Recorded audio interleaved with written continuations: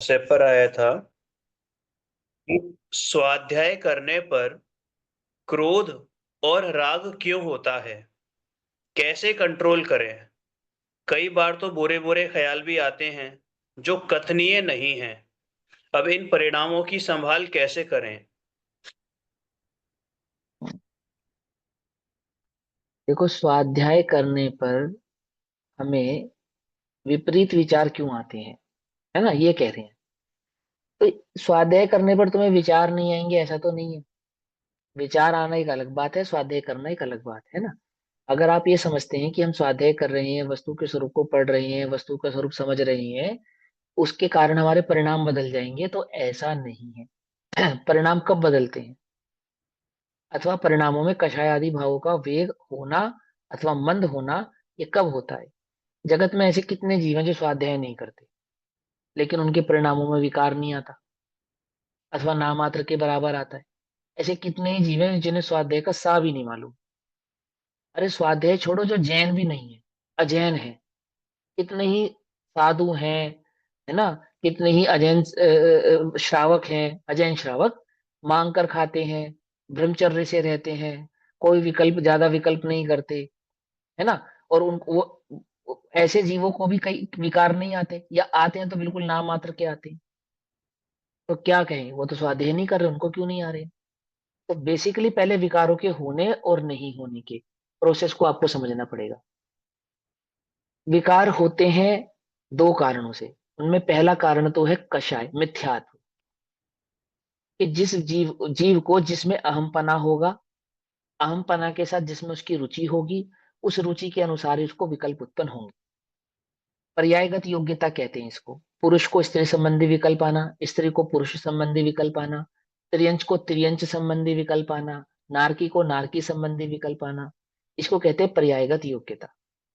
उस पर्यायगत योग्यता के आधार से ही जीव को उसी प्रकार के विचार और विकल्प आते हैं। बचपन में खिलौने अच्छे लगते हैं, युवा अवस्था में क्या हो जाता है, क्या हो जाता है? फिर प्रौढ़ अवस्था में, युवा अवस्थाओं में जो बहुत बातें अच्छी लगती हैं, प्रौढ़ अवस्थाओं में क्या हो जाता है? युवा अवस्था में दोस्तों के साथ घूमना फिरना, पार्टी करना, ये सब बहुत अच्छा लगता है। प्रौढ़ अवस्था में आते आते जीव गंभीर हो जाता है, तो अपना ग्रुप छोड़ कर देता है। क्या कारण है? और फिर जब वही अवस्था अवस्था होती है, तो परिणाम अन्य प्रकार के होते बदल जाते हैं। वृद्ध अवस्था में कुछ भिन्न प्रकार के परिणाम हो जाते हैं।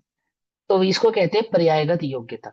यानी कि पर्यायगत योग्यता के कारण जीव को विभिन्न प्रकार के परिणाम स्वसमय में आपो आप ही आते हैं। क्यों आते हैं? क्योंकि जीव की कषाय उस ही प्रकार का कार्य करती है। ऐसा निमित्त नैमित्तिक संबंध है। मूल संबंध क्या है? मूल संबंध कषाय है। अंतरंग के परिणामों में जैसी कषाय होगी, वैसा ही विचार और वैसा ही विकल्प आएगा। ठीक। अब जो सम्यक दृष्टि जीव होते हैं, क्या उन्हें विचार और विकल्प नहीं आते? कि उन्हें भी विकल्प आते हैं। सम्यक दृष्टि जीवों को भी क्रोध मान माया लोभ आदि के परिणाम उत्पन्न होते हैं। क्यों उत्पन्न होते हैं? कि जितनी जितनी कषायों का अभाव हुआ है, जैसे मिथ्यात्व का अभाव होने पर भले ही पर में अहम भाव छूट गया है, परंतु राग बुद्धि नहीं छूटी है। मैं पना छूटने पर भी जो राग बुद्धि है, वह उसका अभाव नहीं हुआ है, जिसको चारित्र मोहिनी कहते हैं। ऐसे चारित्र मोहिनी आदि कर्म के उदय के कारण तीव्रता और मंदता के भेद से गुणस्थान प्रमाण सभी जीवों को विभिन्न प्रकार के विकल्प आदि आते हैं। हम क्या करें? कि तुम स्वाध्याय के आने, मैं स्वाध्याय करता हूं इसलिए मुझे विकल्प नहीं आने चाहिए, ऐसी मान्यता को छोड़ दो। घबराओ मत। क्यों? क्योंकि विकल्प स्वकाल में स्वसमय में अपनी तत्समय की योग्यता के आधार से आता है, आता है और चला जाता है, रहता नहीं है। कोई भी विचार, कोई भी विकल्प, कोई भी कषाय सदैव रहती नहीं है। सदैव क्या रहता है? कि सदैव ज्ञान रहता है। जो सदैव रहता है उसकी दृष्टि करो। स्वाध्याय का फल ये नहीं है कि तुमको विचार नहीं आएंगे, विकल्प नहीं आएंगे। स्वाध्याय के फल या स्वाध्याय की ताकत तो यह है कि जो विचार और विकल्प आएंगे वो तुम्हें प्रभावित नहीं करेंगे। समझ में आई बात? पहले जिन विचारों से, जिन विकल्पों से तुम प्रभावित हो जाते थे, जिन विचारों और जिन विकल्पों के साथ तुम बह जाते थे, जिन विचार और विकल्प के आधार से तुम अपने को महान अथवा हीन समझ लेते थे, वही स्वाध्याय के बल पे तुम्हें ये समझ में आएगा ये विचार, ये विकल्प, ये भाव, ये मेरा स्वरूप नहीं है, ये वास्तव में मेरे परिणाम नहीं है, इनके होने से मुझ में कुछ घटता नहीं है, और इनके चले जाने से मुझ में कुछ बढ़ता नहीं है। अर्थात तीव्र कषाय का खेद और मन कषाय की प्रसन्नता नहीं होती है किसको? एक सच्चे सात्विक स्वाध्यायी जीव को, क्योंकि वह जानता है कि मेरा जो आधार है वो मेरा निज चैतन्य ज्ञायक भाव ही है, अन्य कुछ और नहीं है। आई बात समझ में? छल ग्रहण नहीं करना। अच्छा, फिर तो बढ़िया है, कितनी भी तीव्र कषाय हो, जिसने चैतन्य के स्वभाव को स्वीकार किया है, ये उसकी बात है। स्वाध्याय का मतलब है मैं चैतन्य हूं इस भाव को स्वीकार करना। चैतन्य हूं इस भाव को स्वीकार करने पर क्या होता है?